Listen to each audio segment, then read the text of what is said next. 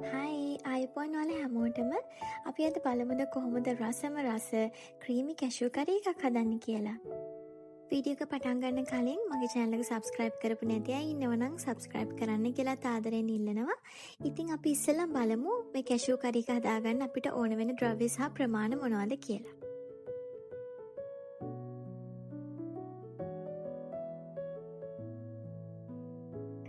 අපි කජු කරි එකක් හදනවා නම් අපිට ඒ වෙලාවෙම කජු ටික අරගෙන හදන්න බෑ.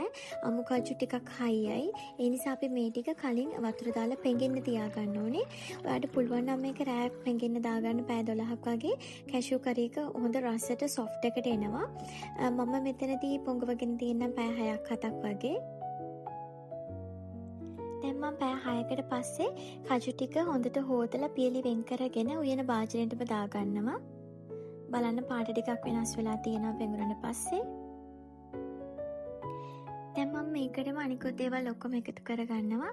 අවශ්‍ය ද්‍රව්‍ය සහ ප්‍රමාණ මම පළවෙනි කමෙන්ට් එකේ දාලා තියෙනවා. ඔයාලට එතනින් බලන්නත් පුළුවන්. මුලින්ම මම දෙකට කපාගත්ත සුදු ලුණු බික් 5ක් වගේ මෙතන දාගන්නේ. ඊට පස්සේ මේ වගේ හීනියට කපාගත්ත අම්මිරිස් කරල් 4ක් 5ක්.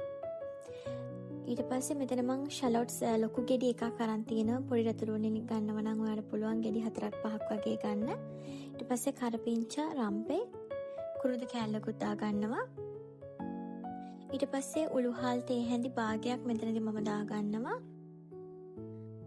කහ තේ හැඳි භාගයයි ලුණු රස අනුව දා ගන්න. ඊට පස්සේ අන්තිමට මම අමු 3-5 තේ හැඳි එකක් එකතු කර ගන්නවා. මම ලිස්ට් එකේ දීලා තියෙන්නේ කහ තේ හැඳි එකක් කියලා. එහෙම දීලා තියෙන්නේ මම මෙතනදී භාගයක් දාගෙන ඉතුරු භාගෙ දාගන්නේ මිටි කිරි එකතු කරන වෙලාවේදී. එහෙම නැති වුණොත් කැෂූ කරි එක සුදු පාට තමයි හැදෙන්නේ. දැන් මේ විදිහට ටික හොඳට කලවම් කරලා මම මෙතනදී කජු ටික වැහෙන ප්‍රමාණයට වතුර එකතු කරගෙන දැන් මේක තඹ ගන්න හදන්නේ. ඒ වගේම තමයි මේ ක්‍රීමි කැෂූ කරි එකට මම කිසිම වෙලාවක මිරිස් කුඩු එකතු කරන්නේ නැහැ. මේ අමු මිරිස් වලින් තමයි මේකේ රස ගන්නේ. දැන් මම මේක ලිපේ තියලා හොඳට කජු ටික තැම්බෙනකන් මේක උයා ගන්න ඕනේ. සාමාන්‍ය විනාඩි 3ක් 4ක් වගේ මම මේක උයා ගත්තා. හැබැයි ඔයා මතක තියාගන්න ඕන දෙයක් තමයි වතුර ටික හිඳීගෙන වගේ එනවනම් ඒත් කජු ටික තාම තැම්බිලා මදි වගේ නම් ඔයාලට පුළුවන් තා වතුර ටිකක් එකතු කරන්න. මොකද වතුර ඔක්කොම හිඳලා යන්න දෙන්න එපා. කිසිම වෙලාවක එහෙම වුණොත් කජු අවපැහැ ගෑන්වෙනවා. ඒ නිසා සැරෙන් සැරේ මේ විදිහට ඇරලා බලලා වතුර හිඳෙනවා නම් තව වතුර චුට්ටක් දාලා හරි මේ කජු ටික හොඳට තැම්බෙනකන් තඹ ගන්න ඕනේ. මේ විනාඩි 4කට වගේ පස්සේ හරිදී මේ කජු ටික හොඳට තැම්බිලා තිබුණේ. ඒ නිසා මම මේ වෙලාවට දීකිරි එකතු කරගත්තා. දීකිරි මම හදාගත්තේ පිටිකල පොල් කිරි මේස හැඳි දෙකකට වතුර කෝප එකමාරක් එකතු කරලා. දැන් මේ ටික එකතු කළා මම අපහු පියනෙන් වහලා මේ ටික තව හොඳට තැම්බෙන්න දෙනවා. දැන් මම මේ වෙලාවේදී මේ කජු ටික තැම්බෙනකන් මිටිකිරි මිශ්‍රණය හදා ගන්නවා. මේ මිටිකිරි මිශ්‍රණය හදාගatti මම ඒකට ග්‍රයින්ඩ් කරපු කජු ටිකක් එකතු කරනවා. දැන් අපි බලමු ඒක කොහොමද හදන්නේ කියලා. මම මෙතන අරන් තිනවා තැම්බෙන කජු වලින් කජු පියලි මං හිතන්නේ 20ක් වගේ ප්‍රමාණයක්.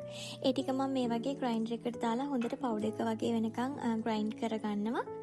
ඔයා බ්ලෙන්ඩර් එකක් නම් යූස් කරන්නේ ඔයාලට පුළුවන් මිටිකිරි වලින් පොඩ්ඩක් ඒකට දාලා බ්ලෙන්ඩ් කරගන්න.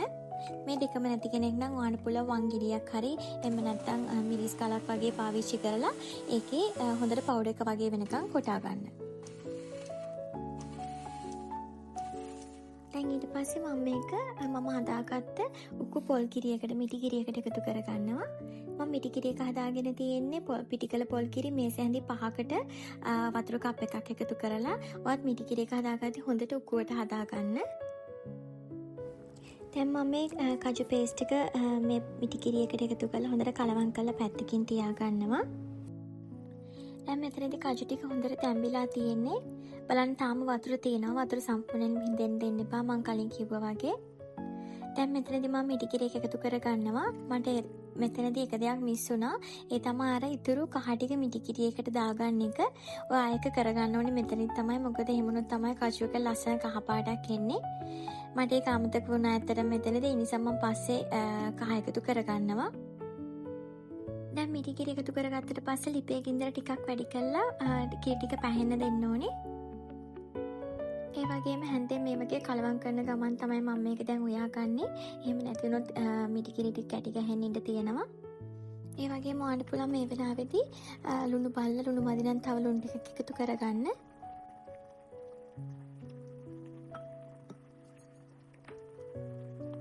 දැන් මේ ගානට වගේ හිඳනකොට මම ලිප ඕෆ් කරගන්නවා. එහෙම නැතුනොත් මේ හොදි ටික සම්පූර්ණයෙන්ම හිඳලා යන හින්දා.